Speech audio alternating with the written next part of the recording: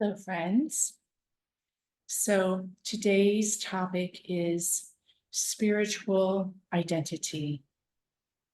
And I'll start with the word identity, just to set up the context. As you well know, words can mean so many different things. Words are the source of a lot of misunderstanding because we bring our assumptions into the words. And words can also be a light touch. Words can be a doorway into a deeper understanding. So, in laying out context, it's so that you can open up to the meaning that's here in this context versus holding on to the word itself. In spiritual growth, personality development, identity is usually a word that is used to talk about what the personality is, the me that's Kimberly, the me that has brown eyes, the me that smiles a certain way and laughs a certain way and goes about life a certain way, that has a certain uniqueness of identity. And in our path of growing, in our hopefully evolving transformation, what we tend to need to learn or have the opportunity to learn is that these forms of identity, the ways we identify ourselves, aren't the ultimate reality, that what we are isn't that. That's maybe a nuance in this life of what we are, but we are, it's nice to say we are much more than that. Now, I think as we grow in our awakening process, that word more goes away. There's not such a spectrum look. But what is meant by it is that we are essentially free at our very core in such a way that we are expansive and multifaceted. I am not just an ordained minister. I am not just someone who loves silence and meditation. I am not just someone in their late 50s. I am not just these things. And when we begin to look at this, we can then begin to understand where we are holding on to these forms of identity in a way that is not helpful, illogical, untrue. For instance, if all of my happiness and all of my freedom and all of my sense of self is caught up in one idea of me, let's say it's what I do. So I do a lot in service to the awakening process, but let's just use the title of minister, an ordained minister. Let's say everything that was my security was tied up in that.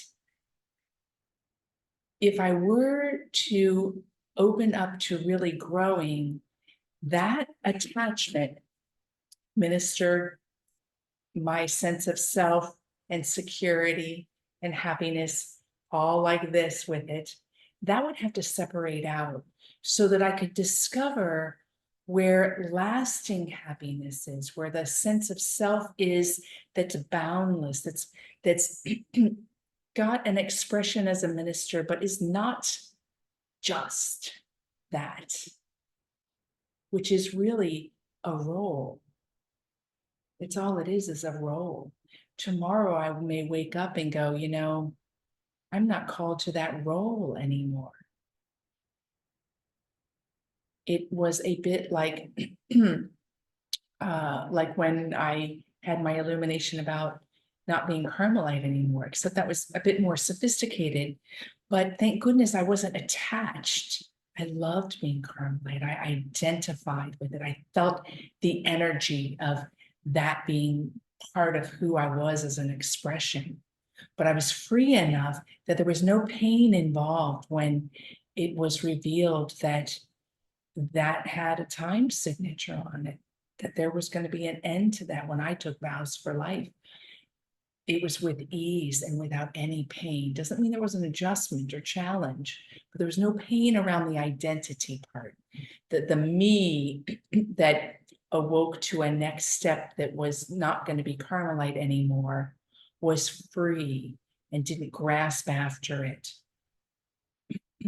So we have many forms of identity, but what I liked when I was looking at Adyashanti's quotes on Jesus, one of them that he has is, Jesus reveals to us that we need to empty ourselves. I would say also be emptied of all forms of identity, including, he writes, divine identity. I would say including spiritual identity. And this is really something, right? Because when we are about one thing alone, let's say it's union with God or the realization of the self, that becomes the container in which we're learning and growing. There's beautiful surrender that happens in that. And very naturally, we can begin to identify that this is my path, or I am a meditator, or I am this, or I am not that. We can begin to even shift, because our false sense of self is so tricky, shift into a delusion that that's what we are. It's what we are. And yet the real call is to be emptied of all of that. I mean, look at the example you get in the life of Jesus. He really was emptied of all identity. He didn't strive to be part of the temple. He didn't strive to identify as I'm Jewish, I'm this, I'm that. And in the end, when all he gave his whole heart and soul to were the very reasons that he was killed, at least the story seems to present that there was internal peace and freedom. You'll see, though, and we'll get into this in the Holy Week, that he does go through all of the natural human responses to great devastation. And one of the biggest ones is when he says on the cross, my God, why have you forsaken me? He reveals to us that to awaken, part of the process is this experience. He gave himself 100% to something. He embodied something. And in that embodiment, what happened? He was crucified for it. Of course, there would be a sentiment, if he had any humanity in him, of, oh, what happened?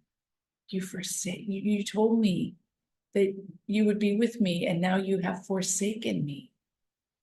I am not of the belief that he only said that to fulfill a prescription. I believed he said it because he meant it. He was being emptied of even any spiritual identity that could limit his capacity for what? Resurrection. There's also I have another great example of Carmelite Elizabeth of the Trinity, and I don't know if you know of her or not. She's only got a few writings. She died in her early 20s. She was alive around the time of Therese of Lisieux, late 1800s, early 1900s. And when she was called to be Carmelite, she identified with that. That was the everything for her. She longed for it. Therese longed for it. I longed for it. Normally, when people enter an order like that, that's so all-encompassing, you long for it. You long for it, and you give yourself to it. As she was accepted into the Carmelites, there was a time when she recognized, what would I do if I wasn't Carmelite? So beautiful. so human, so honest, so transparent.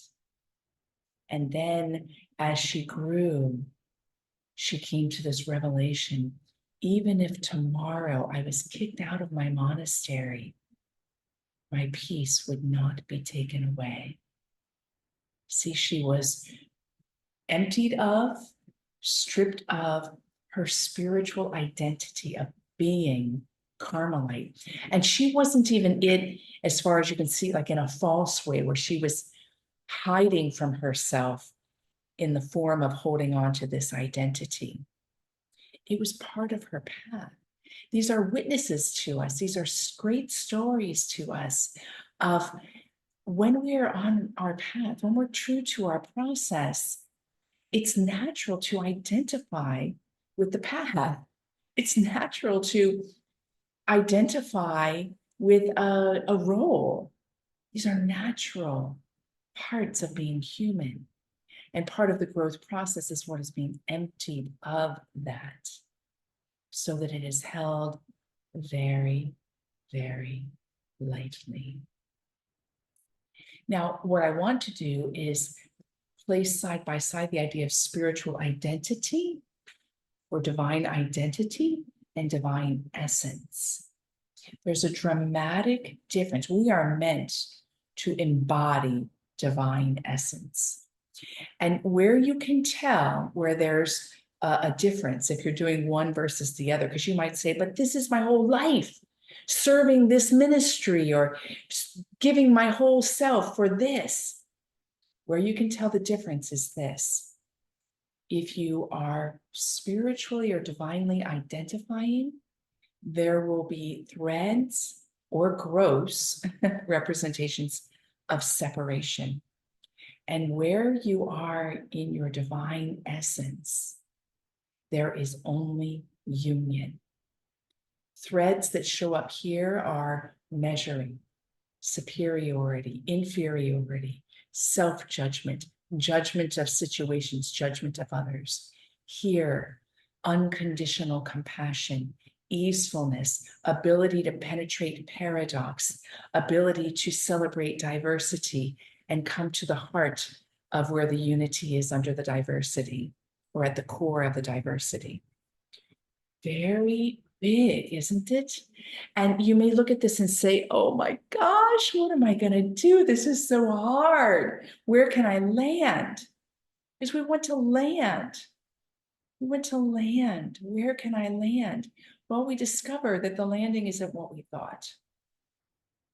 The landing isn't going to be this big hurrah, hurrah. Look at the shift in the Buddha when they say that he awakened, or he said he awakened. It was interpenetrating. Going back to Jesus, where did he land? He didn't land anywhere. The Son of Man has nowhere to rest his head, but he did land in the fullness of divine essence as he walked through life and then evidenced in the resurrection to land. So I was, once again, I know so much of this, right? I was enjoying this word samanya. And samanya is this equal, alike, similar. It's a word that is in Sutra 101 or 124, depending on where you're numbering them. And part of that sutra says this: the very nature of I consciousness, to be an individual, is in essence divine. So here with this samanya is the equilibrium, the normal state, the undeniable equality of all things. What I love that Lauren points to, first he says so beautifully of one of the mantric phrases, everywhere the infinite consciousness is becoming, everywhere, at all times, in every case.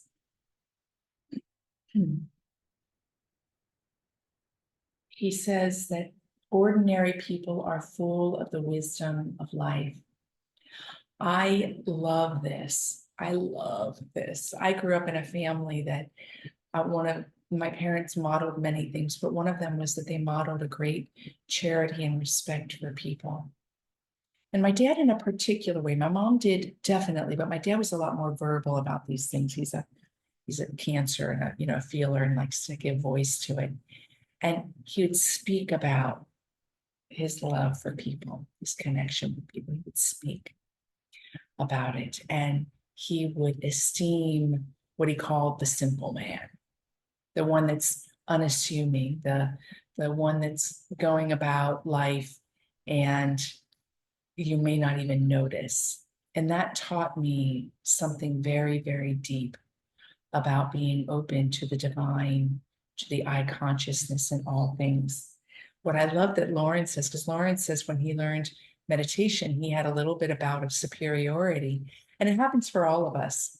Remember, Aja had that. And he says, even over time and in our lives, we may find it just rises up and we can laugh at it and then it subsides back down. But this little paragraph, I love, love, love. We think we have discovered the secret of life until eventually we realize that all kinds of people are already there. Now, this is delightful. Dancers at the ballet know more about movement and stillness than we do. Mountaineers know more about mental silence than we do. Singers know more about breath than we ever will. Fishermen know more about patience than we do. The mother with 3 kids who gets everyone to school on time knows more about grace under fire than we do. The reality of God is common to all. It is not specific to you at all. This can allow what is major, something we need major healing from, spiritual identity. This can allow it to become simple for ourselves, to become simple. Oh, it's just that. When we take this seriously, we move from being part of the wound to part of the redemption. What do I mean by that? Because spirituality as part of a quest at the heart of a human being, because this is so universal, there are many systems that come into existence revolving around this focus, right? And it's beautiful. It's beautiful that we would want to organize around it, organize in community, organize our practices, organize schools of thought around this. But because we're not fully awakened as a species, we all know this, that these systems and these structures continually, and sometimes really in very hurtful, entrenched ways, perpetuate spiritual identity. Even the fact that we name saints. Now, I love that because I can take it very lightly and it lets me have access to individuals that maybe I wouldn't get to know if they hadn't been canonized and their story wasn't on the web. So there's beauty to it. But even that we systematize a celebration of quantifying or qualifying. Even all of the teachings, I remember the Baltimore Catechism in one of its editions, I don't know which one, and of course I'm speaking Catholicism here, but I can speak to any tradition about this. I'm just more familiar with Catholicism. It said, all vocations are holy, but blessed is the family who has a priest or a nun in them. Oh, isn't that setting up a spiritual identity that what creates division? Oh, they're holy. Oh, they're living a holy life, but they're a householder. Distinctions that divide. When we are willing to be divested of our spiritual identity, we then become part of the healing of this wound of separation. in a massive way. And all sorts of what ifs can rise up in our mind. But what if? What if? I mean, you can look at me and see, well, how has it gotten me? Because I could no longer identify with any lineage. My path is a pathless path. I am continually being divested of the roles and the structures that have provided meaning in my life, or context, or built-in support. Every person that awakens goes through the divestment of spiritual identity. And in that, we are part of the healing. We are part of the healing. So we can stop pointing fingers and say, I wish there wasn't hierarchy in religious structures. And we can turn the question on ourselves and say, where do I really have spiritual identity going on that creates a certain hierarchy? Where do I have a bit of jadedness, arrogance, judgment? And that's where I want to leave you today. I want to avoid doing a meditation together for this. And what I would like to do is invite you today to let your meditation be a very simple practice.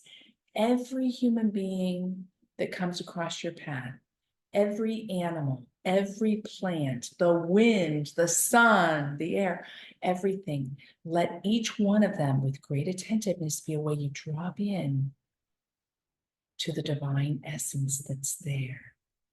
Because that divine essence is not specific to you. You are a unique expression of that divine essence, but it's not specific to you. So that practice can let us drop in and then experience our own divine essence with greater expansiveness. So have fun, and I will see you tomorrow.